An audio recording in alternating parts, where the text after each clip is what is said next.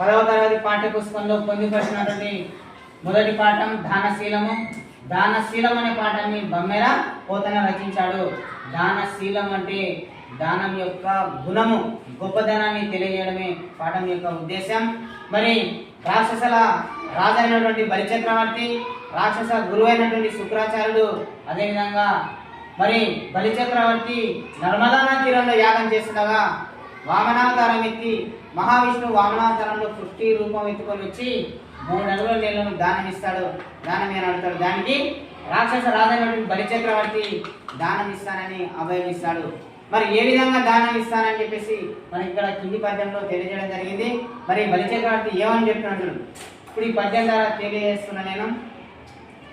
కులమును రాజ్యమును తేజమును నిలుపు మీ కుబ్జుండు విశ్వంబరుడల కింబోడు త్రివిక్రమ స్ఫురణవాడే నిండు బ్రహ్మాండము